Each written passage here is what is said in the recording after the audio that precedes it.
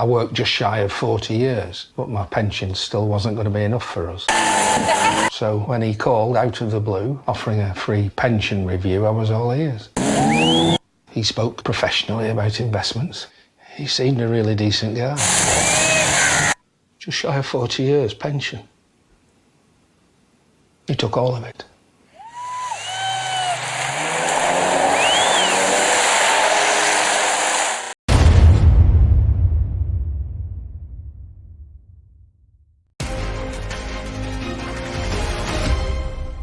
Tell us about the stairs at Paddington Station, because I think we're going to see an image very shortly of the most ridiculous number of messages. More the stairs to China, I think, than the stairs to hell. I mean, it's just this constant being told what to do. Don't run, take one step at a time, breathe in, breathe out, hold the handrail. Take one of the signs for absurdity says take the lift.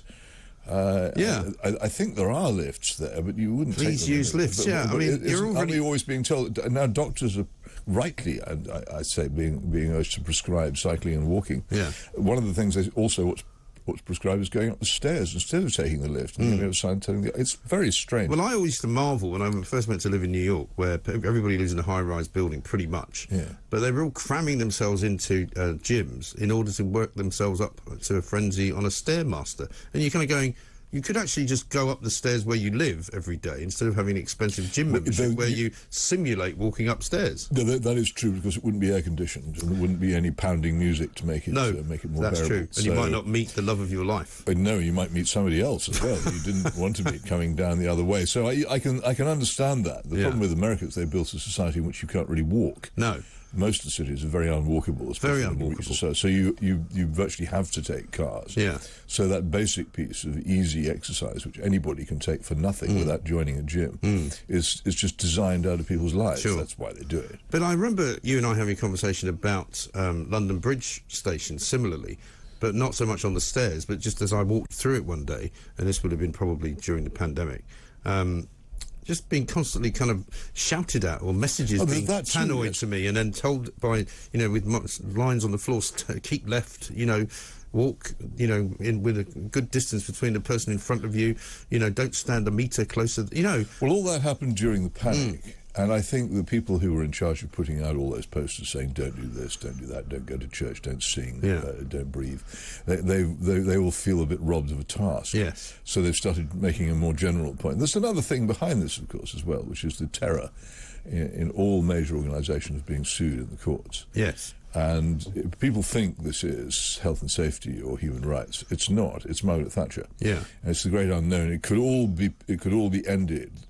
Remember there was a great cheese rolling contest in the West Country that had to be stopped because the lawyers said you can't roll cheese. They even at one stage got rid of the actual, I think, double Gloucester cheese, which was supposed to be rolled, and replaced it with a foam substitute which wasn't as dangerous if it hit you.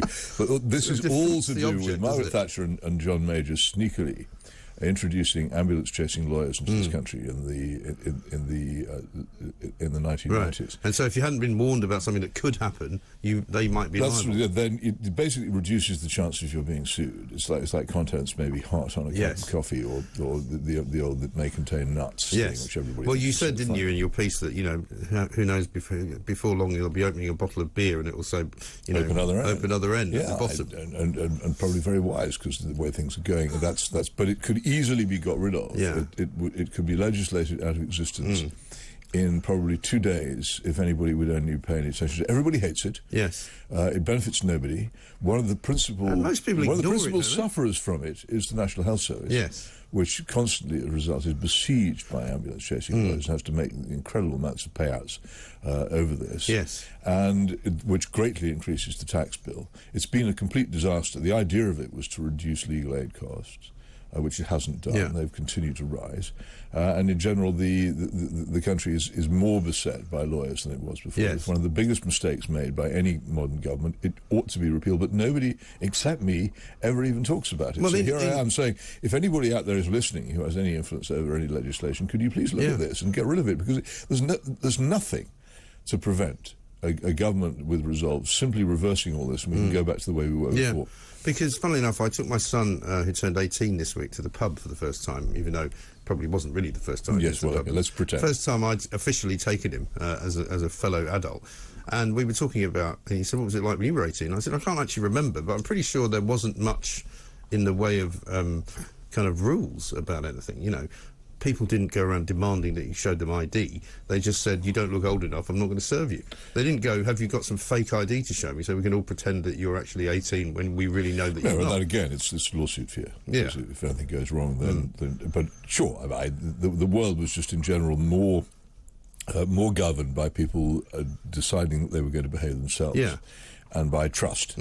And both of these things have been severely eroded, largely, in my view, by the collapse of religion in our society. So people no longer have a reason to behave unless they feel they're being watched by a CCTV camera or they're likely to be sued by a lawyer. Yes. And if it's not covered by that, then I'm afraid you're in trouble. Yeah. It's interesting what you say, because you. I think people have also found other things than religion to sort of worship, like climate change or some kind of movement or other. These things are religions. They're people trying to be good. Yeah. But what they often end up doing, and this is a fault with religions as well, instead of making themselves behave better, they end up lecturing other people on how they should behave better, which is both irritating and unproductive. But they're also people with a belief in something which can't be proven.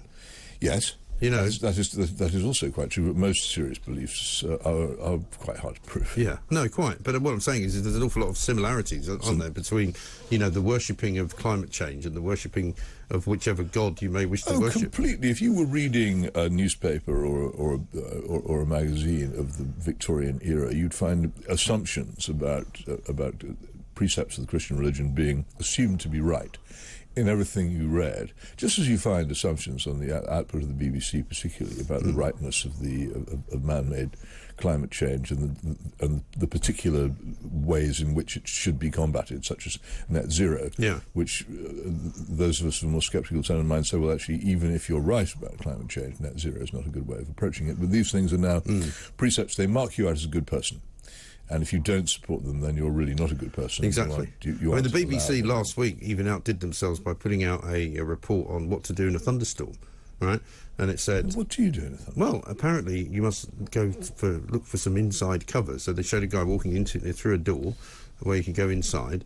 If you're in a car, the best thing to do apparently is to stay in the car, because the lightning will strike the car and it will be earthed by the tyres. That's right. They didn't actually say earthed, but they should have said that. And then they said if you're in a field, you should crouch down and don't put up an umbrella. But they thought it was necessary to make a 2-minute video to explain all this. Oh, okay.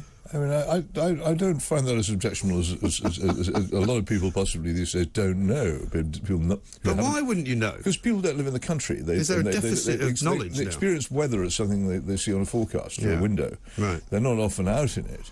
Country people know all about the dangers. For instance, never stand under a tree during a thunderstorm. They know this. Just as people in the tornado areas of the United States know the signs in the sky of what's coming. Well, for the golfer Lee Trevino famously once said, everybody knows what to do in a thunderstorm, hold up a 1-iron, because even God can't hit a 1-iron. Well, that's a golfing joke, joke, and I'm terribly sorry to say I'm not going to join in it, because I disapprove deeply of golf. That's because you probably don't like the way it's a good walk spoiled, as some people would call it. There is that too, yes, but there are other things about it. Okay, all right. Well, we won't go there. No, don't go there. Let's talk about